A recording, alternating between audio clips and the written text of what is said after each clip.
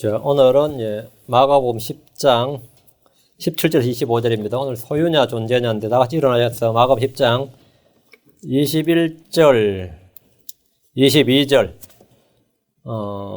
마가복음 10장 21절 한 절만 읽죠. 마가복음 10장 21절 한 절만 읽겠습니다. 이에 예수님께서 그를 보시고 그를 사랑하사 그에게 이르시되 내게 한 가지 부족한 것이 있으니 내 길로 가서 내게 있는 것은 무엇이든지 팔아 가난한 사람들에게 주라. 그리하면 하늘에서 내게 보화가 있으리라. 그리고 와서 십자가를 지고 나를 따르라 하시매 주님께서 제자로 스카우트한 장면이에요. 주님께서 이 사람을 제자로 직접 불렀던 장면인데 아주 유명한 구절입니다. 오늘 설교는 to have or to be입니다. to be or to have. 소유냐 존재냐. 소유냐 존재냐. 존재냐 소유냐. 이렇게 해서 말씀을 전하겠습니다. 사람은 소유를 추구하는 소유형 인간이 있고 존재형 인간이 있습니다. 소유냐 존재냐인데 잠깐 기도하겠습니다. 위대하시고 거룩하신 주 하나님 감사합니다. 하나님께서 은혜와 복을 주셔서 이 시간 주의 말씀이 강력하게 은혜롭게 영감 있게 또 경이롭게 권능 있게 선포되기를 원합니다. 전하신 주 하나님 주께서 친히 말씀하여 주시고 저희 마음에 들려주시고 주의 영으로 한번 저희 마음에 기록하여 주시기를 간구합니다. 돌판에 글을 드신 그 주의 손가락이 이 시간 성령을 통해서 저희 마음판에 동일한 말씀을 기록해 주셔서 저희가 살아있는 그릇에 서신 생명의 서신으로 모든 사람이 알고 읽는 바가 되게 하시길 원하오며 저희가 이 말씀을 가지고 이 땅을 주의 뜻에 따라 성령을 따라 살아갈 수 있도록 인도하여 주시기를 원합니다. 전하신 주 하나님 도와주시고 은혜 베풀어 주셔서 저희가 주의 마음에 합당한 사람, 참 주를 따른 사람, 주께서 보시기에 주님이 받으시는 사람, 또 주께서 기뻐하시는 그런 사람들이 되도록 인도해 주시옵소서. 사랑하는 아버지 하나님 은혜 베풀어 주시길 원합니다. 감사드리며 주의 성기도합니다. 아멘. 앉으시 바랍니다.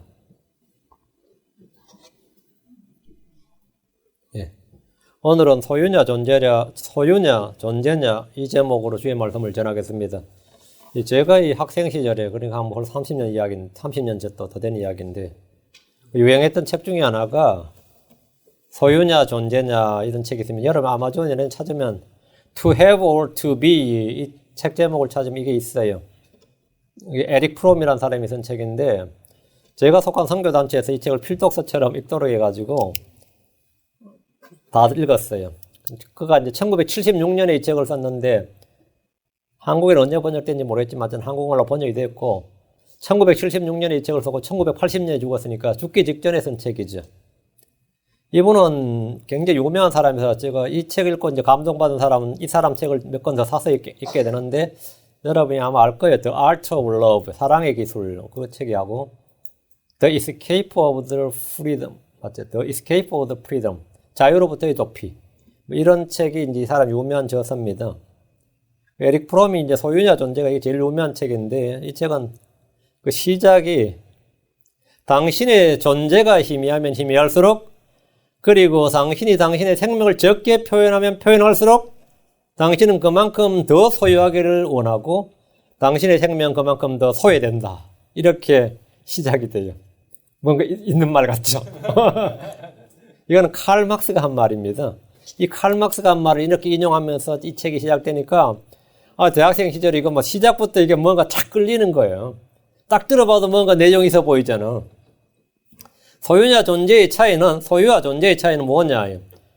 저는 이 설교에서 남의 책을 읽은 이야기는 안 합니다. 거의 안 합니다.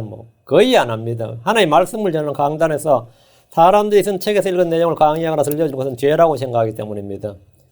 제가 볼 때 이 설교자가 제일 하기 쉬운 설교가 물론 남의 설교 뺏기는 거 빼고는 독후감 설교예요. 제가 읽은 책에서 독후감 쓰듯이 설교문 작성하는 것만큼 쉬운 설교가 세상에 없다고 생각합니다. 독후감 설교. 오늘은 제가 이 이야기를 왜 시작하냐면 제 설교 제목이 하필은 똑같아요. 이게 책 제목하고. 혹시나 여러분이 제가 그분 책 읽고 나서 그분 책에서 뭐 뺏겼나 이런 생각하지 말라고 제목만 왔지 그 책 아니라 이 말이에요. 그 책 아니에요. 많은 사람들이 소유에 관심을 갖습니다. 많은 사람들이 소유에 관심을 갖는데 무엇을 소유할 것인가, 그리고 또 무엇을 내가 소유할 수 있는가 이런 데 관심을 갖고 이 소유를 내가 소유하고 싶은 것을 소유했을 때 뭐라 그러죠? 이걸 성공이라고 그러죠. 그 인생 잘 살았더라고. 내가 소유하고 싶은 걸 얻었을 때, 근데 이런 걸 얻기 위해서 시간과 돈과 정력을 다 쏟아붓습니다. 이들은 뭔가를 얻는 것이 to have죠. 소유.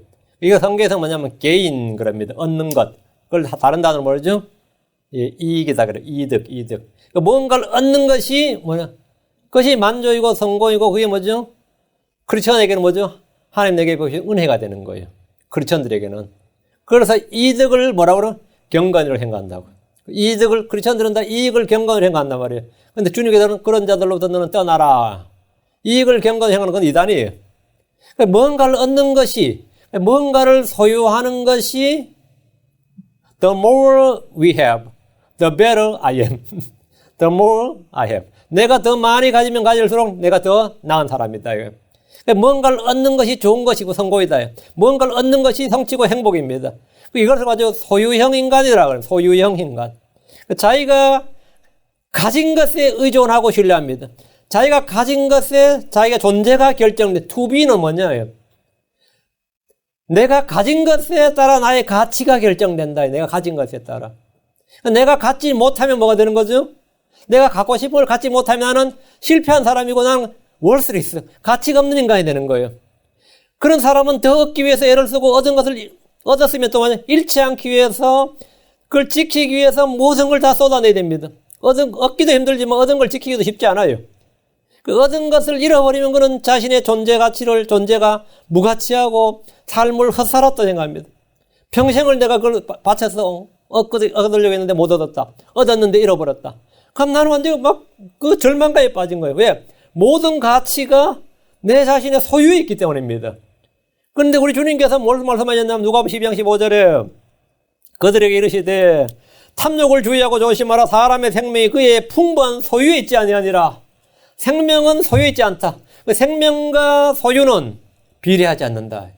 To be or to have. 이것은 뭐라고요? 관계가 없단 말이죠. 그건 관계가 없다고요. 그런데 우리는 그렇게 생각합니까? 관계가 있다 정도가 아니라 그걸로 모두를 판단하는데 우리 주님께서는 이 문제에 대해서 간략하게 답을 주셨어요. 사람의 생명은 그의 풍부한 소유물에 있지 아니하니라. 소유물에 있지 아니라. 사람의 생명 그의 풍부한 소유물에 있지 않다. 그러니까 더 많이 소유했다고 해서 더 쓸모 있는 인간, 더 가치 있는 사람, 더 주님 앞에서 괜찮은 사람은 아니다 이거예요. 사람의 어떠함과 그 사람의 소유는 관계없다 이거예요.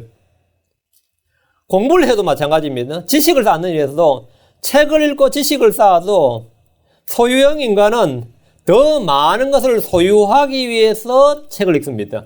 더 많은 지식, 더 많은 정보를, information, 더 많은 knowledge를 뭐라고 내가 to have, to get, 얻기 위해서 읽는다고. 그죠? 더 많이 읽고, 더 많이 알고, 더 많이 memorize가, 더 많이 외워둠으로써 그것을 사용하는 거예요. 그래서 그 사람 많이 아는 사람 이래 되는 거예요. 더 많이 아는 사람이 되는 거죠. 더 많이 아는 사람 그것을 사용한 걸 목표로 삼습니다. 그러나 이 존재형 인간은 바르게 알고 깊이 알고 그걸 아는 것을 실천하기 위해서 읽습니다. 이게 추구하는 게 전혀 달라요. 전혀 달라요. 그래서 내가 이 존재형이란 건 뭐냐면 내가 더 많은 인포메이션이나 더 많은 knowledge나 더 많은 어떤 머티리얼을 막 얻는 것만 내 말 소유하면 내가 뭔가 된 것 같잖아요. 그 소유하는 데 관심을 갖고 있는 게 아니라 하나를 알아도 바르게 아는 것 그리고 그걸 깊이 알아서 그것을 내 삶에 실천하기 위해서 그리고 이것을 내 속에 내재화를 시켜서 이 아는 것을 삶의 판단 기준으로 삼기 위해서 지식을 얻고자 하는 거예요. 그 책을 한 권 읽어도 이 접근 방법이 완전히 다른 겁니다. 성경을 공부하는 것도 마찬가지입니다. 이 소유형, 소유를 추구하는 사람들은 성경의 많은 지식과 이 많은 구절들을 막 빨리빨리 알아서 그 지식을 내가 자랑하고 그 지식을 많은 사람들 가르치고 그걸 말하고 그걸 어떻게 사용하는 데 관점을 갖고 있어요. 그게 소유인간이에요. 응? 그래서 내가 그 사람 성경 많이 아는 사람이다 말이지. 그러나 이 진리의 지식을 더 깊이 알아서 그 진리의 지식을 제대로 깊이 알아서 그대로 사는 것을 목표로 삼는 것과 더 많이 알아서 그것을 떠들고 자랑하고 써먹겠다는 것과는 전혀 다른 양식입니다. 크리스천들이 소유에 집착을 하면 더 많은 은사를 원하게 됩니다. 더 많은 능력을 원하게 됩니다. 더 많은 일들을 하고 싶어하고 그런 것에 의미를 두는데 전형적인 소유형 인간입니다. 사실은 탐욕이죠. 탐욕의 변질된 형태가 교회 내로 그대로 들어온 겁니다. 그리고 그것을 자신은 뭐라고 하냐면 영적 열심이라고 생각을 합니다. 전형적인 소유형입니다. 이 소유형인 인간에게는 신앙도 사실은 한 개의 소유물입니다. 하나님도 그가 소유한 한 명의 신입니다. 어떤 의미로 그에게 하나님은 자신이 경배할 만한 한 개의 하나의 우상에 불과합니다. 사람의 생명은 풍부한 소유물이 있지 않습니다. 우리의 가치는 우리의 존재가 어떠한가에 달려 있습니다. 우리의 관심은 내가 어떤 사람이 되는가, 하나님과 어떤 관계에 있는가. 나는 결코 나의 외모나 소유에 의해서 그 가치가 결정되는 것이 아닙니다. 힘을 자랑하던 사람은 힘이 없으면 난 살기 싫어져요. 인기가 있던 사람은 인기가 시들해질 때는 살고 싶지가 않습니다. 돈이 있던 사람은 돈이 없으면 난 이제 세상 못 살아 생각합니다. 그렇죠? 여러 사람들이 관심을 받은 사람은 관심이 끊어지면 완전히 데스퍼리시, 완전히 절망을 해요. 어쩔 줄 모릅니다. 인물이 좋은 사람은 인물이 가버리면 어떻게 되죠? 나 어떻게 살지? 어떻게 살아? 본래 못난 사람도 잘 살아요. 그거 없어도 잘 사는데 그거 소유를 했던 사람, 그 소유를 잃어버린 순간에 난 못 사는데. 이 젊은 사람들 이런 말 해요. 나 늙으면 나는 70만 되면 죽어야지. 이런 사람도 있어요. 왜? 이 젊음과 힘을 가지고 살다 그거 없으면 어떻게 살아 행하지? 우리가 가진 소유에 우리의 가치, 생명이 우리의 소유와 관련있지 않다 이 말이에요. 그렇기 때문에 사는 거예요. 상관없는 거예요. 사실은. 근데 우리는 계속해서 끊임없이 소유를 추구하기 때문에 하나님께 기도할 때도 뭔가를 더 달라고 계속해서 달라서 원합니다. 주시옵소서, 주소서. 모든 기도가 끝이 주소서로 끝이 나는 겁니다.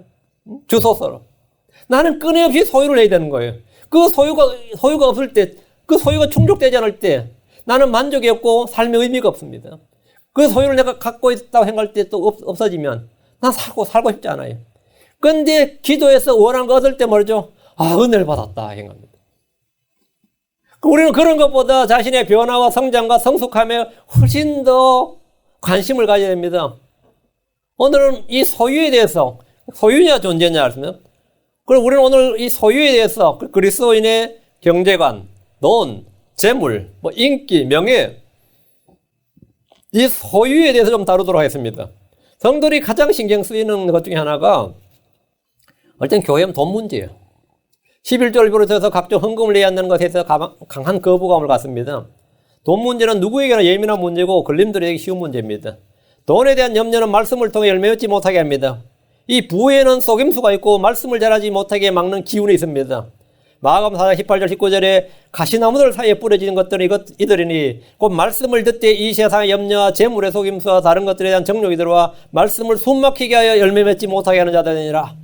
말씀을 들었는데 말씀을 숨막히게 하는 무엇이 있는데 세 가지가 있다는 거예요. 세상의 염려, 재물의 속임수, 다른 것들에 대한 정욕. 세상의 염려, 재물의 속임수, 이 정욕은 누가복음에 따르면 쾌락이라고 되어 있어요. 그래서 염려, 재물의 세상 염려, 재물 속임수, 쾌락. 이 세 가지는 내가 말씀을 들어도 그 말씀을 숨막히게 하는 것들입니다. 이 세상의 염려는 대부분 다 뭐냐 하면 재물과 관련되어 있습니다. 늙으면 어떻게 살지? 내가 갑자기 아프면 어떻게 살지? 내가 직장 잃으면 어떻게 살지? 그래서 우리는 성경을 통해서 올바른 재물과 돈에 대한 바른 가치관을 갖는 것이 굉장히 중요합니다. 먼저 예수 그리스도께서 재물을 신뢰하는 것에 대해서 무엇이라고 했는지 살펴보겠습니다. 다 같이 마가복음 10장 17절에 25절, 오늘 본문말 17절부터 그분께서 길로 나아가실 때 한 사람이 달려와 그분께 무릎을 꿇고 그분께 여쭙되 그냥 서서 말한 게 아니라 무릎 꿇었다 이 말이에요. 이건 경배 행위죠. 그분께 무릎을 꿇고 그분께 여쭙되 선한 선생님이 내가 무엇을 하여야 영원한 생명을 상속받으리까? 이 사람의 관심이 뭐죠? 어떻게 돈을 더 벌까? 그게 아니었습니다. 어떻게 내가 무엇을 하여야 영원한 생명을 상속받으리까? 내가 생명을 상속받으려면 영생을 얻으려면 뭘 해야 되느냐 이 말이죠. 이 사람은 당시에 많은 사람들과 달리 병 고쳐달라, 자식 병 고쳐달라 이런 게 아니었습니다. 자식 잘 되게 해달라가 아니라 예수님 앞에 무릎을 꿇고 영원한 생명에 대해서 물었습니다. 18절 예수님께서 그에게 이르시되 내가 어찌하여 나를 선하다 하느냐 한 분 곧 하나님 외에는 선한 이가 없느니라. 하나님 분명히 말씀하셨습니다. 로마 3장 4절에 하나님은 참되시나 사람은 모두 거짓말쟁이라 했고 로마 3장 10절에 12절에도 의로운 사람 없나니 하나도 없도다. 단 한 사람도 없도다. 선을 행한 자가 없나니 단 한 사람도 없도다. 계속 한 사람도 없다 그랬어요. 선을 행한 자도 없고 의로운 자도 없는데 한 사람도 없다. 유대인들은 누구나 이 사실을 알고 있었기 때문에 선한 선생님이여라고 한 것은 내가 나를, 지금 그 사람이 예수님한테 선하다 했으니까, 내가 나를 선하다 했으니까 내가 나를 하나님이라고 믿고 인정하는 것인지 되물은 겁니다. 예수님 앞에 나와서 무릎을 꿇고 영원한 생명에 대해 질문한 이 보좌는 겸손한 사람이고 예수님을 하나님의 아들로 인정한 사람입니다. 20절에 따르면 삶이나 율법을 준수하는 면에서도 어릴 때부터 지금까지 흠잡힐 것이 없는 사람이었습니다. 20절 그가 그분께 응답하여 이르되 선생님이여 이 모든 것은 내가 어려서부터 준수하였나이다. 그늘 이 모든 것은 율법은 어려서부터 준수했다. 어려서만 잠깐 준수한 게 아니라 어려서부터 지금까지 다 준수했다 이거예요. 유대인들 중에서 어려서부터 내가 율법을 다 준수했다고 자신 있게 답변할 수 있는 사람은 거의 없을 겁니다. 그는 어려서부터 주께서 말씀하신 계명을 준수했습니다. 절기 준수나 음식결이나 월삭이나 헌물 바치는 것이나 11조를 바치는 것이나 금식절기나 이건 말할 것도 없고 간음하지 않았고 살인하지 않았고 도둑질하지 않았고 거짓 증언하지 않고 속여 빼앗지도 않았고 자기 아버지 어머니를 공경했습니다. 그리고 21절에 뭐래요? 주님께서 그를 사랑하사. 주님께서 그 말을 듣고 그 사람을 사랑했습니다. 주님은 그가 어려서부터 율법을 준수했다고 하자 이제 마지막 10번째 내가 뭘 해야 영원 생명을 얻겠냐 하니까 이제 답을 주시는 거예요. 뭐죠? 자 21절 갑니다.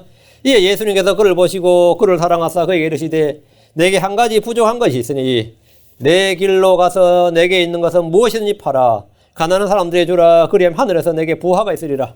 그리고 와서 십자가를 지고 나를 따르라 하시매 이제 주님께서 이것이 그가 물었던 답변이었습니다. 소유냐 존재냐입니다. 이 청년에게 이 부자에게 주님께서 소유냐 존재냐 이것을 지금 선택하게 한 겁니다. 어느 것에 가치를 더 두고 살 것인지. 지금까지는 소유에 모든 것을 얻는데 그리고 그것을 지키는데 이 사람이 모든 에너지를 쏟았어요. 자, 그럼 지금 이제 그걸 다 버리고 그걸 다 가난한 자에 나누어주고 나를 따르라 이거예요. 그리고 와서 십자가를 지고 나를 따르라. 이제는 존재다 이거예요. 소유냐 존재냐 어느 것에 더 가치를 두고 사는지 볼 수 있는 하나님의 시험이었습니다. 이 부자는 가진 것이 많은 사람이었어요. 이 부자는 자신이 가진 소유가 없으면 스스로 아무것도 아닌 채 사람들이 나를 왜 저는 어떤 분이 나이가 많은 분인데 자기 자식이 일주일에 한 번씩 꼭 자기 집을 방문하게 해서 일주일에 한 번 식사를 해요. 그리고 식사가 끝나면 그 며느리한테 돈을 주더라고. 왜 그렇게 하냐면 이 돈 안 주면 자식들이 안 온대. 일주일에 한 번 같이 식사하는 대가가 그 돈이 있으니까 오는 거예요. 그 돈을 주는 거예요. 응? 그 왜 내 돈 없으면 이 사람들은 나 버리고 이 자식인데도 자식은 며느리고 밥 먹어도 안 올 뿐만 아니라 버리고 갈 사람들이다 이거예요. 그 엄마가 아들을 잘 알더라. 그 자식을 잘 알더만. 잘 알더라고. 응? 왜 이것이 없으면 내가 가진 것이 없으면 누가 나를 존경하고 누가 나를 따르고 누가 나 밥 한 끼 먹어주고 누가 나하고 시간을 보내겠냐 이거예요. 그러니까 사람들은 다 뭐냐 소유죠. 그러니까 이 부자도 내가 돈이 있으니까 유대사회에서 지금 이렇게 사는 거지. 내가 돈이 없으면 스스로 난 아무것도 아닌 자다 이거예요. 나는 그냥 몰락한 자고 망한 자고 실패한 자고 인생 헛살았다고 생각할 수 있습니다. 자신이 가진 소유가 없으면 삶의 질은 바닥으로 떨어지고 비참해지고 도저히 이 세상을 살 수 없을 것 같다는 생각이 들 수 있습니다. 어떤 부자에게 이제 돈 좀 그만 벌고 건강을 생각하면 좀 쉬라고 했어요. 자기는 쉬는 순간 몸도 상하고 정신도 가버린다는 거예요. 돈을 벌던 사람 벌어야지 생기가 있고 삶의 의미가 있고 가치가 있는 거지. 내가 이거 쉬어버리면 정신도 가고 몸도 가버린다. 은퇴를 못해. 은퇴를. 65세 은퇴가 아니라 75세 돼도 은퇴를 못해. 그들이 두려운 것은 아픈 것이나 죽는 것이 아니라 돈을 벌다가 돈 벌지 않고 사는 삶은 뭐죠? 그건 삶이 아닌 거예요. 그건 가치가 없는 삶이라고. 돈 없이 하루라도 더 사는 게 중요한 게 아니라 돈 없이 하루라도 더 사는 것이 두렵다 이거예요. 그냥 건강하게 오래 사는 게 중요한 게 아니라 돈 없이 하루 사는 게 더 무서운 거예요. 어떤 권력자에게 이제 은퇴하고 좀 쉬라고 했다니까 그 사람이 한 유명한 말이 있어요. 오래 사는 게 내가 지금 건강 잃고 죽는 게 두려운 게 아니라 권력을 잃은 채 하루라도 더 사는 것이 진정한 두려움이다. 응? 권력자가 권력 잃고 사는 게 어려운 일이지, 그게 무서운 일이지, 권력 내놓고 오래 사는 게 행복이 아니다 이거예요. 그 사람 권력을 잃어버린 채 사는 것이, 권력을 잃은 채 하루라도 더 사는 게 그게 진정한 두려움이다. 여러분 어떻습니까? 내가 어떤 유행의 사람이냐 이거예요. 사도 바울은 자신의 소유와 관계없이 만족했고 기뻐했고 감사했습니다. 그는 소유에 따라 자신의 가치나 삶의 의미나 목적이 달라질 것이 전혀 없었습니다. 이런 사람이 존재형 인간입니다. 빌립보 4장 11절 12절 내가 궁핍함으로 말하지 아니하노라. 내가 어떤 처지에 있든지 거기에 만족하는 것을 내가 배웠노니 내가 비천하게 되는 것도 알고 풍부하게 되는 것도 알아. 어디에서나 모든 일에서 배부른 것과 배고픈 것과 풍부한 것과 궁핍당한 것을 다 배웠노라. 내가 어떤 처지에 있든지 거기에 만족하는 것을 배웠나니. 그 설교단에 있을 때나 감옥에 있을 때나 어디에 두들겨 맞을 때나 그 사람의 존재는 가치는 동일한 사람이었어요. 응? 동일한 사람이. 부유하든지 없든지 가진 게 있든지 없든지 그 사람의 가치는 그 사람이 없다면 동일하다고. 그러나 이 소유형 인간은 가진 것에 따라 그 사람의 가치가 완전히 등락이 달라지는 거죠. 몸값이 달라진다고. 가치가 달라진다고. 죽게 나온 부자는 부자 청년이었어요. 정말 문자 그대로 부자였어요. 그 율법을 잘 지킨 독실한 유대교 신자였습니다. 율법을 잘 지키고도 주님께 저주 안 받고 재산 안 흩어버리려고 잘 지킨 거예요. 그런 영원한 생명을 얻기 위해서 이제 돈은 됐고 어느 정도 벌었고 충분히 이제 먹고 살고 이제는 영원한 생명을 얻어야겠다. 또 한 개 더 소유를 해야 되는 거죠. 그 영원한 생명을 얻기 위해서 자신이 무엇을 해야 되는지를 물은 겁니다. 그런 답만 알면 능히 뭐라도 행할 것처럼 그렇게 질문을 했고 주님께서 뭐라고 말씀해 주시면 능히 순종해서 할 것 같았어요. 할 것 같아서 무릎을 꿇고 물은 거예요. 무릎 꿇고 물었단 말은 뭐라도 말씀만 하면 난 그대로 하겠다는 그런 의사표시입니다. 주님께서 그럼 이제 말해 줄게 그래요. 주님께는 그에게 한 가지 부족한 점을 말씀해 주셨습니다. 주님 그에게 탐욕은 극복했는지 내 이웃을 내 자신같이 사랑하라는 왕가의 법을 지킬 것인지를 물으셨습니다. 하나님께서는 부자들만이 아니라 모든 사람들에게 한 가지 지적하는 것이 바로 언제나 이겁니다. 탐심이에요. 탐심과 탐욕을 극복했느냐? 그리고 내 이웃을 내 자신같이, 내 형제를 내 자신같이 사랑할 그 사랑하라는 계명에 순종할 준비가 되어 있느냐? 능히 나의 모든 것을 바쳐서라도 그 주의 명령에 순종할 준비가 되어 있느냐? 되어 있느냐 이거죠. 탐심과 탐욕은 우상숭배입니다. 그 우상을 버리고 주를 섬길 준비가 되어 있느냐. 만몬을 섬기지 않고 하나님을 섬길 준비가 되어 있느냐. 이것을 한번 주님께서 물으신 거예요. 모든 것이 있어도 이 한 가지 때문에 사실은 모든 것이 부족한 것이 됩니다. 주님 만약 여러분에게 내게 한 가지 부족한 것이 있으니라고 지적하신다면 그게 뭘 것 같습니까? 네가 인물이 부족하다, 능력이 부족하다, 지혜가 부족하다, 학력이 부족하다, 권력이 없다, 그럴 것 같아요? 주님은 그런 걸 부족하다고 말하지 않습니다. 우리의 소유에 대해서 주님 말씀하지 않습니다. 내게 부족한 것이, 난 모든 게 다 부족한데, 내가 부족하다고 생각해서 다 부족한 것들이 아닙니다. 부족한 거 아니에요. 우리 세상 살아가는 데는, 난 말주변도 부족해요. 난 성격도 좀 이렇고 저렇고. 부족한 거 투성이 있죠. 모든 게 다 부족한 것 같아. 주님께서 내게 한 가지 부족한 것이 있으니 할 때 너는 말주변이 부족하니라 그렇겠어요? 응? 너는 학위가 없네 이럴 것 같아요? 그게 부족한 게 아니단 말이에요.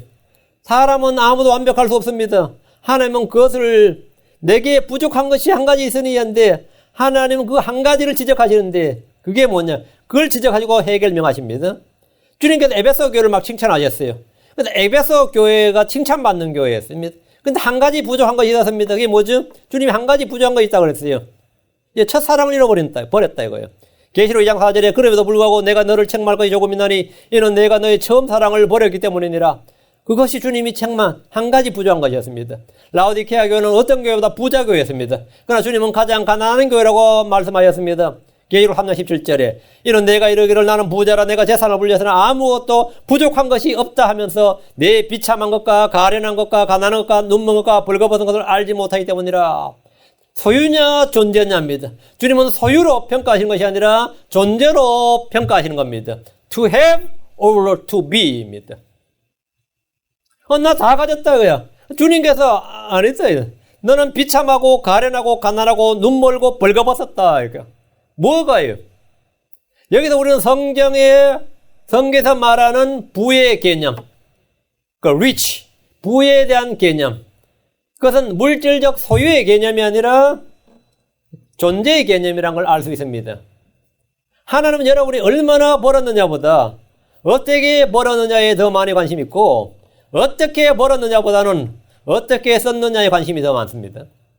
한 푼의 재물도 가치 있게 사용하는 사람이 있고, 많은 재물도 헛되이 사용하는 사람이 있습니다.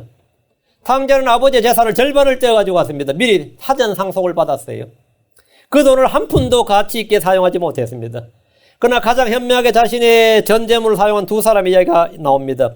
마가복음 14장 2절에서 9절에 나오는 마리아입니다. 그녀는 귀한 나드 향유를 담은 옥합을 가지고 와서 깨뜨려서 주님의 머리에 부었습니다. 이게 300데나리온의 가치가 있다. 1년 연봉이에요. 그러니까 전 재산을 주님께 드렸다 이거예요. 그걸 깨뜨려서 주님의 머리에 부었습니다. 그 사람에게는 그게 아무것도 아니어서가 아니라 그는 엄청나게 그 사람도 큰 재산이었어요. 그 전 재산이 다름없는 거죠. 그녀는 자신의 전 재산을 주님께 드림으로 가장 가치 있게 사용했습니다. 이에 대해 사람들이 막 열불 났습니다. 그걸 본 사람들이 막 분노했어요. 왜? 이 돈에 대해서 다 누구나 민감하잖아. 누구나 민감. 이게 내 손도 아니고 그 사람 돈 그 사람이 쓰는데도 민감해. 왜 저는 헛짓을 하냐고. 4절 5절 마가복음 14장 4절 5절 어떤 사람들은 속으로 붕괴하여 이르되 어째 향유를 이렇게 허비하느냐. 그것을 300데나리온 이상에 팔아 가난한 자들에게 줄 수 있었겠도다 하며 그녀를 향해 불평하니 어떤 사람들이 붕괴했대. 사도들 중에서는 가룟 유다가 제일 먼저 붕괴했고 막 꾸짖었어요. 나머지 사도들 전부 다 합심해서 이 짓 하는 마리아를 꾸짖었습니다. 왜 이렇게 향유를 허비하냐고, 쓸데없는 짓 하냐고. 사람들은 성도들이 예수님께 쓰는 돈을 허비라고 생각합니다. 헌금을 쓸데없는 헛짓이라고 생각합니다. 이것은 값을 치르고 사지 않았으니 소비도 아니고 낭비도 아닙니다. 그들이 보기에 이것은 쓸데없는데 돈을 쓰는 허비임에 틀림없습니다. 오늘날 많은 사람들이 교회에 헌금하는 것이나 주님께 돈을 쓰는 것을 허비라고 생각합니다. 그러나 주님은 이 여인에 대해서 14장 9절 그 여자는 자기가 할 수 있는 일을 하였으니 주님께서 없는 것을 받지 않으십니다. 그 여자가 할 수 있는 걸 했어요. 할 수 있는 게 뭐였냐면 향유 있는 거 깨뜨린 거였습니다. 부자는 할 수 있었어 없어요? 없었습니다. 이 여자는 자기의 소유에 집착하지 않았습니다. 왜? 소유냐 존재했는데 이 사람은 소유에 집착하지 않았다. 향유는 아무 때나 쓸 수 있는 흔한 물건이나 값싼 것이 아니라 아주 귀하고 값비싼 물건이었습니다. 그녀는 가진 것을 쓰는데 아무 거리낌이 없었습니다. 거리낌이 없었어요. 부자 청년과 이 여인을 한번 비교해 보십시오. 부자 청년과 이 여인을 한번 비교해 보세요. 무엇을 어디다 어떻게 쓰느냐에 가능합니다. 그것은 뭐냐면 그의 가치관이 to have or to be. 소유냐 존재냐 쉽게 판단할 수 있습니다. 마가복음 12장으로 합니다. 12장 43절 44절 그분께서 자기 제자들을 불러 그들에게 이르시되 진실로 내가 너에게 이르노니 이 가난한 과부가 보고에 넣은 모든 사람보다 더 많이 넣었도다. 그들은 다 풍족한 가운데 넣었거니와 이 과부는 궁핍한 가운데 자기가 가진 모든 것 즉 자기의 생활비 전부를 넣었느니라 하시니라. 자기의 생활비 전부를 넣었느니라. 야, 엄청난 말이죠. 월급의 일부가 아니라 생활비 전부라고 말하는 이거는 엄청난 거죠. 이거 100%잖아요. 주님께서 그래서 가장 많이 넣었다. 이 사람이 가장 많이 넣었다. 오늘 모든 사람보다 더 많이 넣었다. 주님은 성전 보고 맞은편에 앉으셔서 사람들이 어떻게 헌금하는가를 보고 계셨습니다. 주님은 다 보신 후에 오늘의 베스트 기버, 오늘의 그 베스트 기버가 누군지 선정하셨는데 그는 다름 아닌 1고드란트를 넣은 가난한 과부였습니다. 그녀는 가난했고 매우 적은 돈을 넣었지만 주님은 그녀를 가장 많이 넣은 사람보다 많이 넣었다고 말씀하셨습니다. 주님은 양이 아니라 질을 보셨고 비율을 보셨습니다. 소유가 아니다 이 말입니다. 오늘 예수님께 영원한 생명을 상속받는 문제를 물으러 온 부자는 하늘의 보화를 쌓는 것에는 완전히 실패했습니다. 주님은 그가 재산을 다 팔아서 가난한 자들에게 나누어 주면 하늘의 보화가 있을 것이라고 말씀하셨습니다. 다 나누어 준 대신에 나를 따르라 이거예요. 주님의 제자가 되는 거예요. 그러니까 그리스도의 치욕이냐 이집트의 보화냐예요. 모세는 소유냐 존재냐에서 존재를 택했습니다. 이 부자는 소유냐 존재냐에서 주님의 제자가 되는, 주님을 따르는 제자가 됐냐, 팔로우죠. 그게 그리스도인이냐. 나는 존재에 관심이 있네. 난 소유에 관심이 있어요. 모세가 이집트의 부활을 관심이 있느냐, 그리스도의 치욕에 관심이 있느냐 그러면 어디에 관심이 있었어요? 그리스도의 치욕에 관심이 있었습니다. 거기에 더 관심을 두었었어요. 어디에 애정을 두느냐? 소유냐 존재냐. To have or to be입니다. To have or to be. 이는 우리가 재산을 어떻게 써야 하는가를 보여주는 예입니다. 우리는 이 땅에서 하늘의 보화를 쌓을 수 있습니다. 우리는 가진 재물로 의의 씨를 뿌릴 수 있습니다. 그걸로 선을 행할 수가 있습니다. 사람이 돈을 버는 것은 꼭 능력대로 배운 만큼 비례하지는 않습니다. 능력이나 학문은 그만큼 돈을 많이 벌 수 있는 가능성을 제공해주기 때문에 많은 사람들이 거기에 매달립니다. 그러나 우리가 그리스도인으로서 명심해야 할 것은 돈을 많이 벌고 못 벌고는 전적으로 주님에게 달려있다는 사실입니다. 신명기 8장 18절에 오직 너는 주 내 하나님을 기억하라. 이는 그분께서 내게 재물 얻을 능력을 주시기 때문이니. 이는 그분께서 내게 재물 얻을 능력을 주시기 때문에. 그 사람이 돈을 벌 수 있는 능력은 하나님이 주신다. 여러분이 일을 열심히 해서 돈을 많이 벌었다면 그것은 주님의 복을 얻은 것이며 틀림없습니다. 절대로 자신의 손이 스스로 많은 재물을 얻어도 행하지 마십시오. 주님께로부터 얻은 부를 주님이 원하는 대로 사용할 수 있다면 그는 올바른 경제관을 갖고 있는 겁니다. 잠언 10장 22절에 주의 복은 사람을 부하게 하나니 그분께서는 이것에 슬픔을 더하지 아니하시느니라. 주의 복은 사람을 부하게 한다. 주의 복은 사람을 부하게 한다 했으니까 이거는 성경적으로 맞는 거예요. 우리는 일을 열심히 하고도 삭슬 못 받거나 착취당할 수 있습니다. 많이 벌고도 도둑이나 강도를 맞을 수 있고 가족 중에 몸이 아파서 다 써야 할 수도 있습니다. 우리는 사고로 모두 변상해야 할 수도 있습니다. 주의 복을 통해 얻은 재물은 이런 슬픔이 함께하지 않는다는 겁니다. 전에 한국에 산골소녀 영자라고 완전히 문명과 동떨어진 제 아버지와 단둘이 살던 여자를 우연히 방송 기자가 발견을 했어요. 그래서 TV에 소개를 했는데 아주 신선했죠. 갑자기 전국적으로 유명해지게 되고 광고 모델로도 나왔어요. 산골소녀 영자 해가지고. 광고로 나왔으니까 그런 이름 없는 무지렁이는 광고가 나와도 광고비가 500만 5천 불도 안 됩니다. 그런데 그 TV를 본 사람들은 어떻게 생각하면 이제 떼돈 벌었네 이렇게 생각한 거예요. 그 집에 돈이 많을 거라고 생각했더니 강도가 그 집에 들어서 아버지는 목숨을 잃었고 그 영자라는 그 소년은 어떻게 될 것 같아요? 지금 중이 됐습니다. 아버지 목숨을 잃고 그 아이는 중이 되었어요. 이것은 주님의 복이 주신 부가 아닙니다. 주님이 주신 복은 뭐라고요? 주의 복은 사람을 부하게 하나니 그분께서 이것에 슬픔을 더하지 아니하시느니라. 이 돈 때문에 모든 사단이 났다 이거야. 돈 때문에 친구도 잃고 돈 때문에 가족관계도 파괴되고 돈 때문에 뭐도 되고 이러면 그건 뭐라고? 주님이 주신 부가 아니에요. 그건 의가 없는 소득입니다. 의가 없는 소득이에요. 의가 없는 소득에는 반드시 뭐가 끼게 돼 있어요.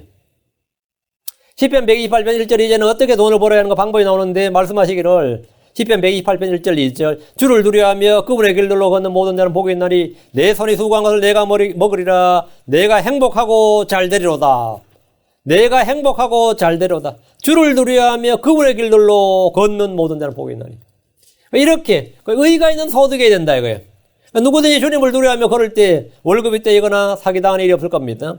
다시 마감 10장으로 와서 22절 자, 부자 청년 이야기 다시 합니다.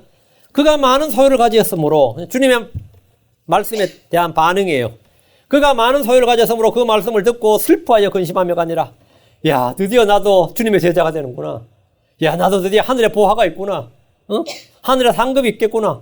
이게서 아마 할렐루야 기뻐하며 주님께 간 게 아니라 어떻게 했다고요? 그 말씀을 듣고 슬퍼하며 근심하며 갑자기 슬픔과 근심이 오는 거예요. 주의 말씀이 뭐가 된 거죠? 걸림돌과 실족하기엔 돌이 된 거예요. 이 말씀이라 내가 실족했다 이거예요. 주의 말씀을 듣고 기쁨과 즐거움이 오고 평안과 생명이 온 것이 아니라 그가 많은 소유를 가졌으므로 그 말씀을 듣고 슬퍼하며 근심하며 가니라 이 말은 예수님을 떠나갔다 이 말입니다.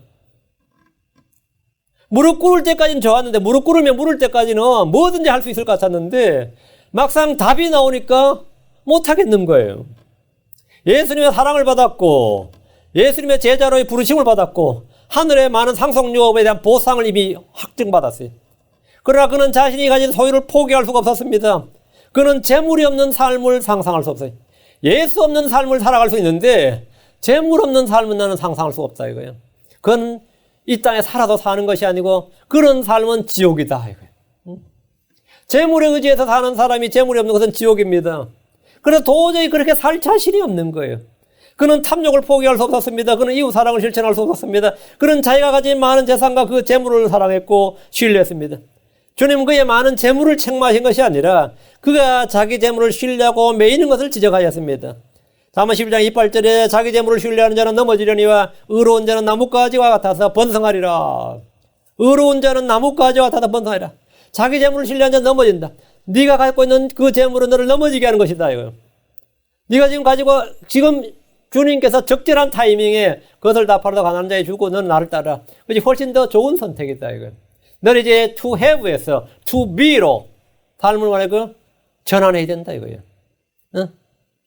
여기서 라이프 디렉션이 정해지는 거예요. 여기서 사람은 다 결정을 해야 되는 거예요.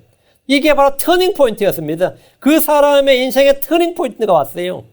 여러분이라면 어떻게 하겠습니까? 여러분은 어떻게 할 것 같아요? 1분만 하라고 하시면 제가 기꺼이 하지. 1분만 하면 소유를 뭐라고? 야, 이제 지난번 예수님 만나가지고 30%를 날렸다. 그것도 어떻게 메꿔 넣지 이러지. 예수님 만나서 그때 완전히 내가 그럼 그거 다시 메꿔 넣어야지. 그냥. 아니면 예수님이 더 주시기를 원하지. 그는 재물이 없는 삶. 넌 재물 없이는 못 산다 이거예요. 재물 없이는. 하나님 없이 살 수 있고 예수 없이 살 수 있어도 재물 없이는 못 산다. 이것이 소유형 인간입니다. 주님은 그의 많은 재물을 책망하신 것이 아닙니다.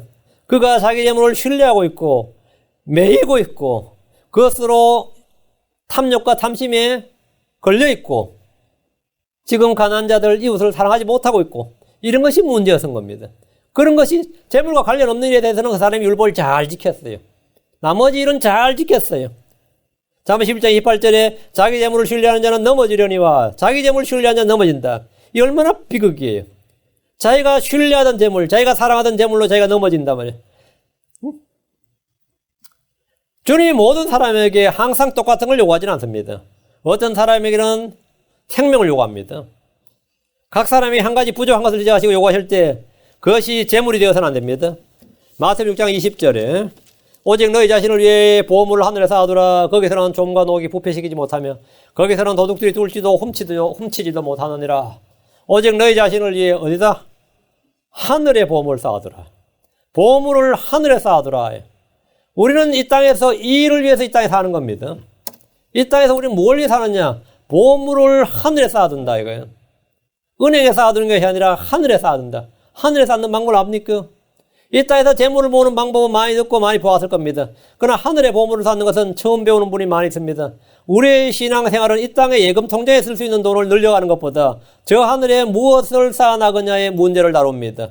디모데후서 6장 19절에 또 앞으로 오는 때를 대비하여 자기를 위해 좋은 기초를 쌓게 할지니 앞으로 오는 때를 대비하여 이게 진짜 복음이에요. 자기를 위해 좋은 기초를 쌓게 할지니라. 저는 여러분이 모두 부자가 되길 바라지만 모두가 가난한 자가 되길 바라진 저도 않아요.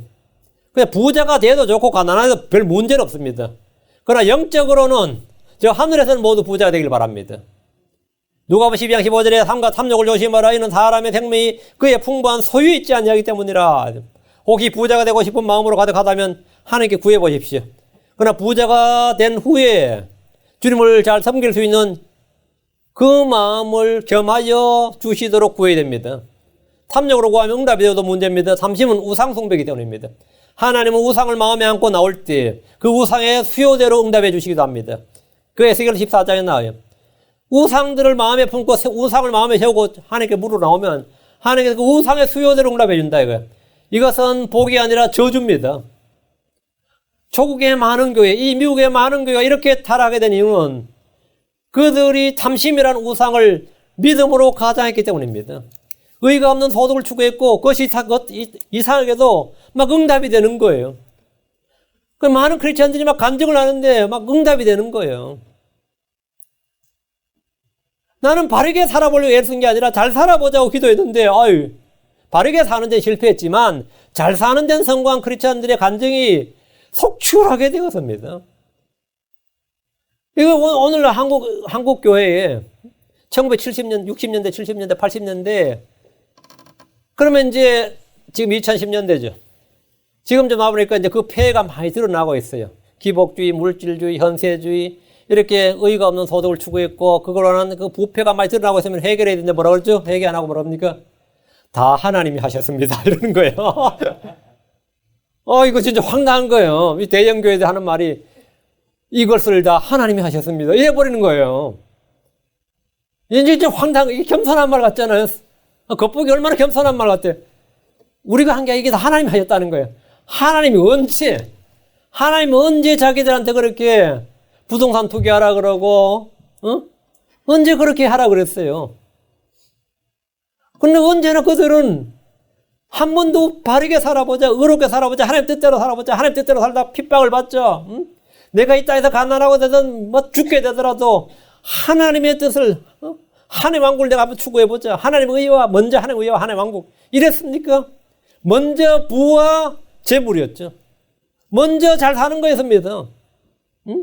내가 살아야 남을 돕지 않느냐, 뭐 이러면서 그렇게 다들 설교를 했고, 다 거기 아멘 했어요.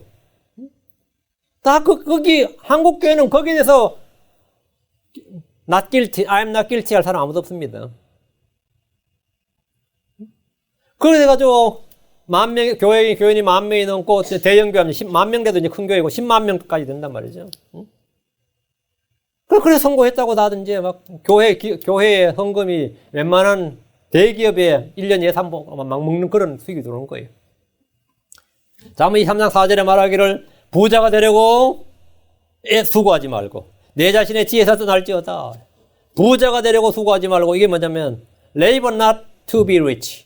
부자가 되려고 일하지 말고 노동하지 말고 내 자신의 지혜에서 부자가 되려고 막 이깨저깨 쓰지 말라고요.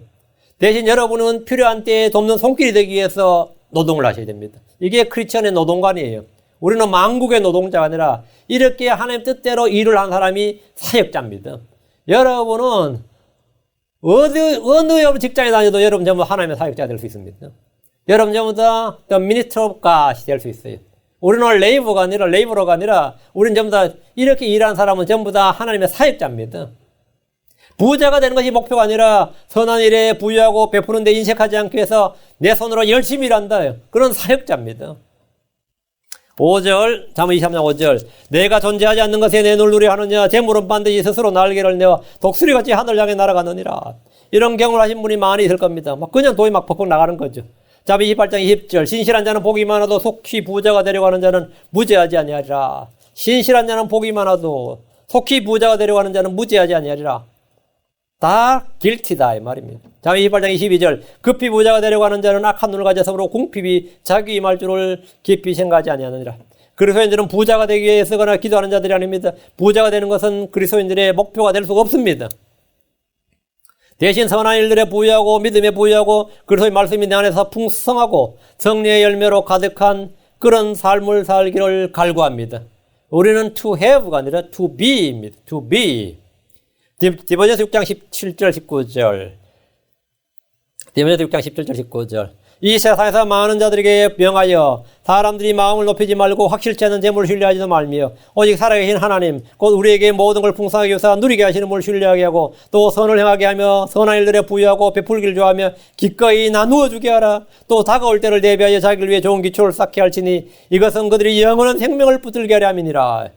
이 땅에서 어떻게 재물을 사용하는가는 다가올 세상에서 여러분이 무엇을 받을 수 있는가와 직결되어 있는 겁니다. 한국인들은 남 좋은 일 다 시킨다 그런 말 있죠. 남 좋은 일 다 시킨다. 이것은 바보란 뜻으로 쓰입니다. 그러나 그리스도인들은 이런 말을 들어야 돼요. 그 사람은 남 좋은 일 다 시킨다. 남 좋은 일 다 시킨다. 크리스천들은 언제나 뭐죠? 남 좋은 일 다 시키는 사람입니다. 남 좋은 일 다 시키는 사람이에요. 그리스도인들은 땀 흘려 일하는 것을 가치로 여기고 자기 손으로 일을 해서 남을 돕는 것으로 덕을 여기는 사람입니다. 그것을 덕으로 여기는 사람입니다. 오늘 미국이 이렇게 발전한 것도 모두 성경에 근거한 노동에 대한 가치관이 확립되었기 때문입니다. 데살로니가 4장 11절. 또 우리가 너에게 명령같이 너희는 조용히 지내면 너희 일을 하고 너희 손으로 일하기를 힘쓰라. 너희 일을 하고 너희 손으로 일하기를 힘쓰라. 일하기를 힘쓰라예요. 일하지 않고 교회만 와서 사는 것도 성경적이지 않습니다. 일만 하느라 교회 오지 않는 것도 잘못된 일이지만 교회 일만 열심히 하고 자기 일 하지 않는 것도 잘못입니다. 성경은 열심히 일할 것을 명령합니다. 열심히 일하는 사람이 주님도 더 잘 섬깁니다. 균형을 잃어버린 형제들이 시행착오를 겪긴 하지만 일하지 않는 것보다 훨씬 낫습니다. 일로 인해서 신앙생활을 하지 못하고 그 수입이 자기 입으로 들어오지 않고 몇 번 날리고 어디론가 새 나가는 것을 경험하면 점차 균형을 잡게 됩니다. 내가 이렇게 일해서 보니까 이게 전부 다 내 걸로 다 모이는 게 아니구나. 이런 걸 자꾸 이제 경험을 하게 되는 거예요. 응? 아둥바둥 벌어도 하나님 앞에 내 걸 내야 되는구나. 이렇게. 그래서 주님께서 데살로니가 3장 10절에 우리가 너희와 함께 있었을 때 너에게 명령을 누구든지 일하려 하지 아니하거든 먹지도 말라 하였으니 바울이 이렇게 가르쳤어요. 손으로 일하기를 힘쓰라 가르쳤고 일하지 않을 거는 먹지도 말라 이렇게 가르쳤어요. 감리교 창시자였던 요한 웨슬레는 가능한 한 많이 벌고 가능한 많이 저축하고 가능한 많은 것을 주라. 가능한 한 많이 벌고 많이 저축하고 가능한 한 모든 걸 주라 이렇게 설교했습니다. 우리는 개미에게서 지혜를 배우고 부지런히 일을 해야 하지만 모든 필요를 내 손으로 다 해결해야 한다고 생각해서는 안 됩니다. 일을 해서도 채울 수 없는 것들이 얼마나 많은지 모릅니다. 모든 필요를 채우신 분은 하나님이십니다. 때로는 나의 손을 통해서 때로는 남의 손을 통해서 채우십니다. 나의 손으로 채울 수 없는 일들은 모두 남의 손으로 채우실 겁니다. 반대로 나도 다른 사람에게 나의 손으로 채워줄 수 있습니다. 우리는 다른 사람의 손을 쳐다보는 것이 아니라 주님의 손을 바라봅니다. 빌립보 4장 19절에 오직 내 하나님께서 그래서 예수님을 통해 영광 가운데서 자신의 부유하심에 따라 너의 모든 필요를 공급하시리라 합니다. 그래서 여러분이 재물을 얻을 때는 돈을 벌 때는 몇 가지 원칙을 세워야 됩니다. 몇 가지 원칙. 첫째, 의의가 없는 소득은 바라지 않는다. 내한테 몇백만 불을 주더라도 의의가 없는 소득은 바라지 않는다. 잠언 16장 8절에 적게 가지고도 의의가 있는 것이 많은 소득을 가지고도 의의가 없는 것보다 나으니라.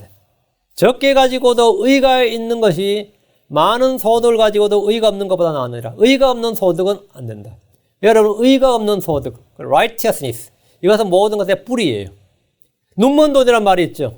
이런 돈은 아무리 벌어도 결과가 좋지 않습니다. 일확천금도 마찬가지입니다. 설령 얻게 되었다 하더라도 득보다 실이 많습니다. 얻는 것보다 잃는 게 많아요. 재물에도 뭐가 있어야 된다고? 믿음에도 의가 있어야 되고 사랑에도 의가 있어야 되고 돈을 버는데도 의가 있어야 됩니다. 재물에도 의가 있어야 된다. 첫째, 의가 없는 소득은 바라지 않는다. 둘째, 헛되이 얻은 재물에서는 안 됩니다.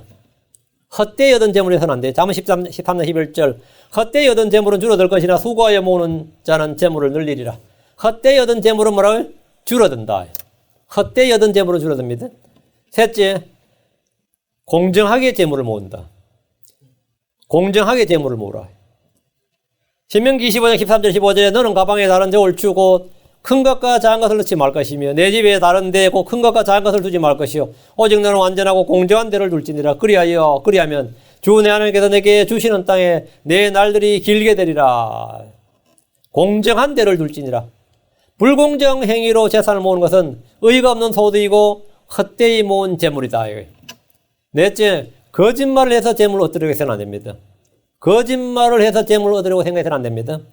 주식이나 채권이나 부동산으로 돈을 벌려고 하다 보면 얼마나 많은 악성 루머들이나 거짓 소문들이 막 많은지 모릅니다. 요즘 연일신문에 보도되는 것이 거짓말로 인한 피해입니다. 합작 개발이니 기술 이전이니 신제품 개발이니 뭐 별별 루머로 주식 가격을 올려놓습니다. 그러나 이런 것은 죽음을 앞당기는 무서운 죄입니다. 거짓말을 해서 재물을 얻는다 이거예요. 잠언 21장 6절에 거짓말하는 혀로 보물을 얻는 것은 죽음을 구하는 자들이 이리저리 내던지는 헛된 것이니라. 거짓말을 하는 혀로 보험을 얻는 것은 죽음을 구하는 자들이 이리저리 내던지는 헛된 것이다. 그럼 그리스도인으로서 이 원칙만 지키면 됩니다. 이 원칙만 지키고 부지런히 일을 하면 돼요. 그리고 우리의 모든 가치는 존재에 있다. 하나님 앞에서 나의 어떤 존재에 있다. 그러니까 내 신체에 질병이 들든지 내 몸에 내 몸에 불구가 되든지 이런 걸로 인해서 내 소유의 어떤 문제가 터진다고 해서 내 존재에 변화가 생기는 건 없습니다. 내가 늙든지 병들든지 뭐 다치든지 아니면 재산이 없다든지 뭐 인물이 어떻게 되든지 뭐 어떻게 내가 가지고 있던 소유가 없어진다고 해서 내 존재의 변화가 생기는 건 아니에요. 그래서 우리는 이 가치관을 확고하게 가져야 됩니다. 열심히 일을 하되 부자가 되려고 하지 마십시오. 현재 가진 것에 만족하세요. 현재 가진 것에 만족하라 이 말은 to be. 히브리 13장 5절, 디모데 6장 6절, 디모데전서 6장 6절에서 8절. 자, 히브리 13장 5절. 너희 행실을 탐욕이 없게 하고 너희가 가진 것들로 만족하라. 그분께 이르시되 내가 결코 너를 떠나지 아니하고 너를 버리지 아니하리라 하셨느니라. 너희 행실을 탐욕이 없게 하고 너희가 가진 것들로 만족하라. 너희가 가진 것들로 만족하라. 탐욕이 없게 하고. 탐욕은 to have. 만족하라 to be입니다. 그분께서 이르시되 내가 결코 너를 떠나지 아니하고 너를 버리지 아니하리라. 우리의 모든 존재는 말이에요. 누구로 있는 거죠? 하나님의 존재로 있는 거예요. 나는 하나님의 지체입니다. 주 예수의 살과 그분의 살과 뼈들이 속한 지체들이라고. 우리는 그분의 가지고, 그분의 형제고, 그분의 친구고, 그분의 제자고, 그분의 신부고, 그분과 우리는 모두의 그분과 관계성이 맺어져 있다 이거예요. 그래서 그 주님께서 내가 너를 떠나지 아니하고 너를 버리지 아니하리라. 디모데 6장 8절 아까 읽었던 구절입니다. 그러나 만족하면서 하나님을 따르는 것은 큰 이득이 있느니라. 우리가 이 세상에서 아무것도 가지고 오지 아니하였은즉 아무것도 가지고 가지 못할 것이 확실하니 먹을 것과 입을 것이 있은즉 우리가 그것으로 만족할 것이니라. 우리가 그것으로 만족할 것이니라. 뭘로요? 먹을 것과 입을 것이 있은즉 그것으로 만족하다. 만족하면서 하나님을 따르는 것이 이것이 소유형 인간이 아니라 존재형 인간입니다. 주께서 주신 이 경고에 만족함이 없는 분들은 마음 가운데 경건의 연습을 더 부지런히 하셔야 됩니다. 욥과 같이, 아브라함과 같이 재산의 유무가 자신의 신앙에 전혀 영향을 미치지 않는 사람이 있습니다. 그런 사람은 the more the better예요. 다다익선이라고 합니다. 많으면 많을수록 좋아요. 많으면 많을수록 선을 베풀고 의를 향할 사람들입니다. 그 욥과 같은 사람은 욥한테 밥 안 얻어 먹은 사람이 없어요. 그는 욥이 자기도 고백했어요. 자기한테 온 약한 사람, 뭐 헐벗은 사람, 이런 사람, 자기 그냥 빈손으로 보내본 적이 없다. 친구들 앞에 그 말을 했어요. 욥은 실제 그랬던 사람입니다. 그는 돈을 쓸 줄 아는 사람이기 때문에 아무리 부자여도 상관이 없고 신앙에 전혀 영향을 미치지 않았습니다. 아브라함도 마찬가지였습니다. 그 사람은 천만장자가 되든 백만장자가 되든 억만장자가 되든 상관이 없어요. 왜? 그 사람의 재산은 그 사람 신앙에 아무런 영향을 미치지 않았습니다. 예, 그렇죠? 그럼 우리가 완전한 존재형인가? 우리가 하나님의 그 존재의 가치를 두고 내가 하나님 앞에 어떻게 서는 것, 거기에 이 하나님 앞에서 내가 사는 이 존재의 가치를 딱 두고 거기에 믿음의 뿌리를 내리면 그 가치를 세워지면 사실은 소유는 아무것도 아닙니다. 있든지 없든지 동일해요. 있든지 없든지 동일하고 있으면 더 잘 쓰고 없어도 아무렇지도 않습니다. 응? 아무렇지도 않아요. 어떤 사람은 목사도 그렇습니다. 성도가 많으면 많을수록 힘이 더 나는 사람이 있어요. 앞에서 말해도 말의 말빨이 달라진다 그래요. 응? 그래가지고 저 맨날 한 명, 두 명 놓고 하는데 여러분 옛날 설교 제가 한번 들어보세요. 몇 명 놓고 설교하는 것처럼 느껴지는지. 그때 오히려 힘이 더 있었다 그래요.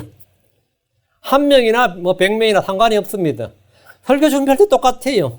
그건 뭐냐? 하나님 앞에서 살기 때문에 사람과 내일을 많이 올려놔. 이런 사람에게 신경이 쓰이기 시작했다. 이러면 뭐 이거 소유형인가? 사람에게 신경이 자꾸 쓰여. 사람의 많고 적음. 자꾸 이제 내가 소유를 추구하게 되는 거예요. 응? 그것은 지금 크게 지금 하나님의 길에서 많이 벗어난 겁니다. 난 묵묵히 하나님 앞에서 그냥 하나님 앞에서 사는 거예요. 그건 이 세상 환경이 어떠든 상관없는 거예요. 남이 나를 욕을 하든지 나를 높여준 것. 내가 비난에 약한 사람은 칭찬에도 약합니다. 칭찬에 약한 사람은 비난에도 약해요.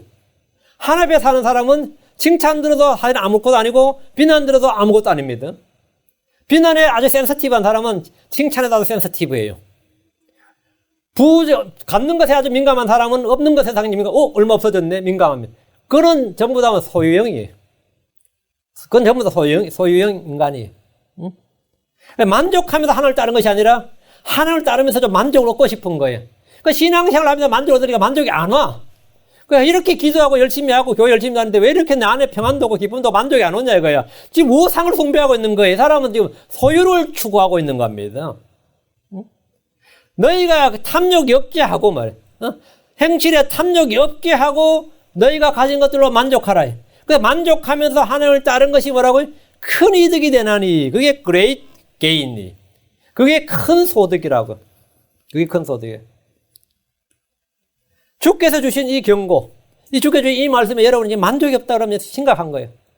저는 돈이 많으면서도 자식의 용돈을 잘 주지 않는 부모들 많이 압니다. 이유는 간단합니다. 돈을 주면 꼭 엉뚱한 데 쓰거나 악한 짓을 하기 때문에 주지 않는 겁니다. 쓸 줄을 모른다 이거예요. 쓸 줄을 모른다. 만약 돈을 유용하게 잘 쓴다면 그런 신뢰만 딱 확보하면 뭐죠? 마음 놓고 돈을 주는 정도가 아니라 맡길 겁니다. 아예. 주는 정도가 아니라 맡길 거예요. 그런데 뭐 맨날 돈 조금 생기면 그냥 뭐 다이아 반지 사버리고 명품 대고 사버리고 뭐 코 수술해버리고 뭐 얼굴에 뭐 해버리면 어떻게 할 것 같아요? 맡기긴 거 있는 것도 다 뺏으려고 그러지. 있는 것도 못 쓰게 뺏기려고 그러지. 어떤 남편이 그러더라고요. 돈 좀 줘놨더니 그냥 렉서스 뽑아왔더래. 렉서스 뽑아왔더래. 아니, 난감한 거죠. 그 다음에 4년짜리 개돈 탔는데, 여도 미국에서도 개를 그리 많이 몰랐어요, 지금. 한국 사람도 어디나 개를 하나 봐. 개돈 타서 줬더니만, 다이아반지를 샀다, 이거. 그건 아침에 일어나 보니까 차는 렉서스 딜러샵에서 와서 가져갔어. 돈을 못 내가지고. 돈 못 내면 가져가나 봐요. 딜러샵에서 와서 가져가 버렸대, 그냥. 아침에 차 세우는 차가 없어요. 딜러샵에서 가져가 버려. 그러니까 돈을 뭐 맡길 수가 있어야지. 이러면, 응? 맡길 수가 있어야지. 요즘 남편들은 맡기는 게 아니라 뺏기죠, 주로. 맡기는 게 아니라 주로 뺏기지. 뺏겨가지고, 나 들어가면 나오질 않는다는데. 물론 여러분이, 그런데도 맡겨서 뺏겨도 불평은 하죠. 남편들이 불평은 하죠. 왜? 가족을 위해 쓴다는 기본적인 믿음이 있기 때문입니다. 자기를 위해 마음대로 쓴다고 생각하지 가족을 위해 쓴다는 믿음이기 때문에 거기에 대해서 아무런 불평이 없는 거예요. 응? 그런데 돈만 주면 엉뚱한 데 막 쓰고 악한 짓 해야 되면 그건 누가 써요? 하나님께서 자기 자녀들에게 뭘 주고 싶어도 줄 수가 없어요. 왜? 그 사람은 주면 줄수록 그 말이야. 자기를 망친단 말이에요. 믿음에 떠나므라고 자기를 찔러 깨뚫어도 나 이러는 거예요. 믿음에 떠나 파산하고 자기를 찔러 깨뚫어도 나 어떻게 줘요? 얘는 영적도 마찬가지예요. 디모전서 6장 9절 10절에 그러나 부유하게 되고자 하는 자들은 사람들을 파멸과 멸망에 빠지게 하는 시험과 올무와 여러 가지 어리석고 해로운 욕심에 떨어지느니라. 난 아니다 그러지 마세요. 떨어진다고요. 부유하게 되고자 하는 자들은 사람들을 파멸과 멸망에 빠지게 하는 시험과 올무와 여러 가지 어리석고 해로운 욕심에 떨어집니다. 나는 예외도 아닙니다. 예외 없습니다. 떨어집니다. 목사도 예외 아닙니다. 선교사도 예외 아니에요. 떨어집니다. 돈을 사람이 모든 악에 뿌리니 어떤 자들이 돈을 탐내다가 믿음에 떠나 잘못하고 많은 고통으로 자기를 찔러 꿰뚫었도다. 그래서 주님께서 재물 얻을 능력을 못 주시는 거죠. 재물은 모든 사람이 줄 수 있는데 충분히 주실 수 있어요. 그런데 자기를 찔러 꿰뚫는데 어떻게 해요? 믿음에 떠나버리는데 믿음에 떠나 잘못하고 많은 고통으로 자기를 찔러 꿰뚫었도다. 중요한 것은 우리의 마음이고 믿음입니다. 무엇을 갖느냐보다 중요한 게 뭐라고? What to be입니다. What I have. 그게 아니에요. What I am. 하나님의 관심은 그거예요. 아무도 두 주인을 섬길 수 없습니다. 하나님과 재물의 신을 동시에 섬기는 것도 불가능합니다. 재물을 신뢰하는 것도 문제인데 재물을 섬긴다면 그게 우상숭배가 아니고 뭐예요? 그 살인 우상숭배자죠. 여러분이 현재 살고 있는 집과 직장과 수입에 만족하신다면 신앙생활이 굉장히 쉬워질 겁니다. 막 굉장히 좀 쪼들린다. 저도 늘 그래요. 100불만 있어 봤으면 좋겠다 싶을 때가 많아요. 100불의 여유가 없어요, 보면. 항상 그렇죠. 뭔 삶이 이렇게 짜들리는지. 제가 예전에 저희 과에서 배운 책 중에 하나가 세일즈맨의 죽음이라는 책이 있었어요. 여러분이 유명한 책이라 알 겁니다. Death of Salesman. 그때는 제가 한국에서 미국을 모를 때 그 책을 읽었으니까. 그게 뭐냐면 모기지 다 갚는 날 그 사람 자살하는 내용이에요. 모기지 다 갚는 날, 페이먼이 끝나는 날 차 몰고 돌진해서 자살하는 장면인데 도대체 이게 뭔 내용인고? 근데 미국 와서 보니까 알겠어. 그 내용이 미국 와서 딱 보니까 그 책 내용이 팍 들어오는 거예요. 완전히 이게 평생을 그냥 모기지에 시달리는 거예요. 평생을. 물론 뭐 죽는 게 잘한 건 아니지만, 그 평생을 그 사람 돈을 벌어서 평생을 빚에 허덕이다 평생을 빚 갚다가 그거 다 갚는 날 그냥, 예. 아유, 참 내용 참 짠하지. 짠하죠. 그럼 만족하면서 하나님을 따르는 것. 만족하면, 나 이 자체에 만족하면 하나님을 따르면 여러분은 정말 불평이나 불만이 없어요. 감사 찬양이 나옵니다. 아무런 문제가 안 되는 거예요, 보니까. 그게 굉장히 불편하고 나의 삶을 굉장히 올가매질 하는데 스스로 자신을 올가매는 거야. 바울 사도가 고백하기를 지금 내가 궁핍함으로 말하지 아니하노라. 내가 어떤 처지에 있든지 거기에 만족하는 걸 내가 배웠노라. 그 만족하면서 하나님을 따르는 걸 배운 거예요.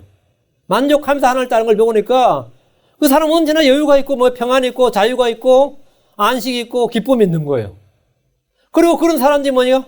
말에나 생활에 힘이 있어요. 세상을 이기는 힘이 있고 죄를 이기는 힘이 있고 어떤 사람을 대할 때도 여유롭게 힘이 있어. 나는 뭐 좀 가졌는데 불안하고 초조하고 뭔가 쪼달리고 뭔가 쫓기는 것 같은데 뭐 가진 것도 없는 사람이 뭐 저렇게 여유가 있나 싶어요. 뒷백이 있나 싶고 가진 것도 없는 사람이 뭐 저렇게 여유가 있나 싶다고. 여러분이 그런 삶을 살아요. 어느 게 더 나은 삶 같아요? 상하 침대에서도 잠 못 자서 수면제 먹는 사람이 있고 잠잘 데 없어서도 나 어디 가서도 말이죠 쪼그리고 단잠 자는 사람이 있어요. 어느 게 나은 것 같아요? 수면제 먹고 자고 싶지 그래도. 수면제 그래서 나 수면제 먹고 상하 침대 돌 침대 자고 싶지. 나는 그냥 거적대기 덮어쓰고도 단잠 자고 싶어. 거적대기 덮어쓰고 단잠 자고 싶다고. 만족하는 걸 배운대. 더 나은 삶을 찾았어. 한국에서 이거 미국까지 온 사람들이. 미국에 왜 왔겠어요, 여러분이? 더 나은 삶을 찾아서 먼 이곳으로 온 모든 사람들이 가슴에 다 묻어둔 눈물의 사연이 있습니다. 물론 안 그런 사람이 있겠지만 대부분 여기 이 사람, 특히 이 서부에 사는 사람들은 그런 사람이 많아요. 눈물의 사연이 있어요. 뭐 그냥 유학으로 와가지고 박사학위 받아서 그냥 IT 기업 취직하고 이런 사람은 또 틀려요. 그 사람들은 본래도 삶이 좋았지만 그냥 더 나은 삶을 찾아왔지만 진짜 여기 막 불체자들도 많고 영어도 안 되고 어떻게 살아 싶죠?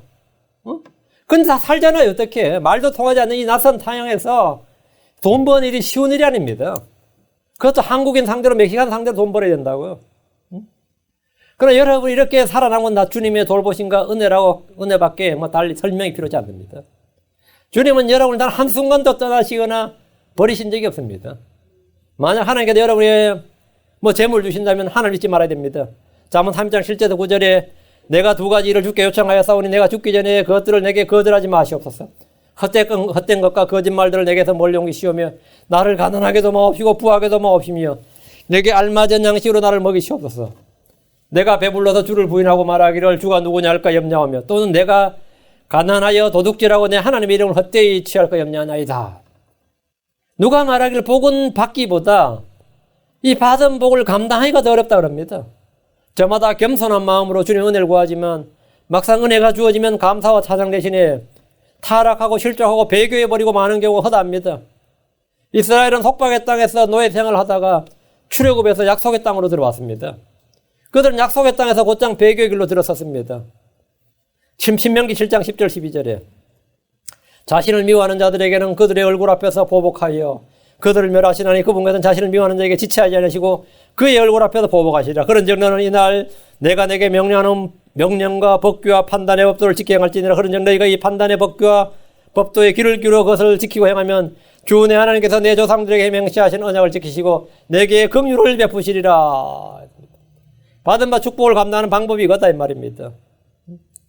이 판단의 법도를 귀를 기울이고 그것을 지키고 행하면 주님께서 뭐라고요? 긍휼을 베푸시리라.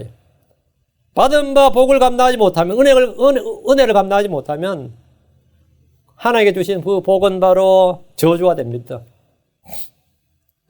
미국에 여기 속담이 있어요. 빛이 변하여 빛을 거부하면 The light rejected turns lightning. 거부된 빛은 뭐라고요? 번개가 된다 그래요. 은혜를 거부하면 받은 복을 하나님 감당을 못하면 그것은 뭐라고요? 심판이 따릅니다. 사람에 따라서 은혜는 받기보다 더 감당이 어려울 때가 있습니다. 우리는 다른 사람의 부를 시기하지 않습니다. 탐내지 않는다고요. 출애굽기 20장 17절에 너는 내 이웃의 집을 탐내지 말라. 내 이웃이 아내나 그의 남종이나 그의 여종이나 그의 소나 그의 낙이나 내 이웃의 소유 중 아무것도 탐내지 말라. 남의 물건이든 남의 사람이든 부러워하고 시기해서는 안 됩니다. 남의 직업이나 남의 집이나 남의 능력이나 남의 가문이나 남의 무엇이라도 부러워할 필요가 없고 탐낼 필요가 전혀 없습니다. 제일 황당한 게 남의 마누라 탐내는 나의 남편이 어때요? 미친놈이죠. 남의 남편 탐내는 나의 아내, 그것도 미친년이죠. 아니, 남의 자식 탐내는 부모 있어요. 아, 저 자식. 그것도 미친 부모입니다. 남의 자식 탐낼 필요 없어요. 아, 그 집 자식들 뭐 잘 됐다. 탐낼 필요. 남의 종, 남의 뭐, 탐낼 거 하나도 없습니다. 그러면, 남의 자식 탐내는 부모가 있으면, 남의 부모 탐내는 자식도 있겠죠. 아, 저 사람이 우리 부모였으면, 우리 부모 돈 많았으면, 남의 부모 탐내는 자식이 있어요. 미친놈이에요. 그럼 주님께서 뭐라고요? 너는 내 이웃의 집을 탐내지 말지니라. 내 이웃의 집을 탐내지 말라는 것은 그 집의 모든 것 다 압니다. 집에 빌딩만 탐내지 말라는 게 아니라 그 이웃의 아내나 종이나 여종이나 그 집의 소나 낙이나 뭐 밭이나 뭐 아무것도 탐내지 말라. 내 이웃의 소유 중 아무것도 탐내지 말라. 내 탐낼 게 하나도 없다 이거예요. 특히 악인들의 형통함을 부러워할 필요는 더 없습니다. 시편 기자는 말하기를 시편 49편 16절 17절에 사람이 부하게 되고 그 집에 영광이 드러날 때 너는 두려워하지 말지어다. 이는 그가 죽을 때 아무것도 가져가지 못하며 그의 영광이 그를 따라 내려가지 못할 것임이니라. 왜? 부러워하지도 말고 두려워하지도 말고. 왜? 얘는 그가 죽을 때 아무것도 가져가지 못하며 그의 영광이 그를 따라 내려가지 못할 것임이니라. 지금 현재 미국에서는 해마다 재산 조사하죠. 물론 이제 중요한 재산가들을 자산은 빼요. 그냥 기업가들 재산만 조사하는데 지금은 아마존의 사장님이 1위가 됐어요. 옛날엔 빌 게이츠가 1위였다가 지금 아마존의 이제 사장이 1위가 됐는데, 네. 옛날에 아마존 주식 좀 사놓을 걸 싶은 마음이 들었지. 난 항상 뒷날에 후회해. 그때는 주식 살 돈이 없었어. 근데 내가 아마존 주식 좀 살 걸 싶을 때는 모든 신문사에서 아마존 기업은 5년 안에 별 볼 이렇게 망한다 그랬어요. 그 기업 예측하는. 그 놈들 전부 다 나보다 못하지. 나는 그게 굉장히 잘 될 것 같은데, 그때 물론 돈이 전혀 없었어요. 근데 어제 지금 1위 됐죠. 1위 됐는데 이번에 이혼을 했어. 그 미국의 법은 무조건 50%를 마누라한테 줘야 돼. 그 50% 주고 나면 1위가 돼, 못 돼요. 못 돼. 1위가 못 될 정도가 아니라 기업 경영까지도 흔들려. 경영권 자체도 흔들려. 지분을 50% 줘야 되니까. 근데 그 부인이 굉장히 사람이 좋더만요. 돈은 얼마를 받대. 경영권 같은 걸 전부 다 자기 남편을 다 위임을 냈어요. 그리고 이 재산 내가 뭐 재혼을 하든지 남한테 팔아도 경영권은 손 못 대주고 그렇게 계약을 맺어줘서 컨트랙을 이혼할 때.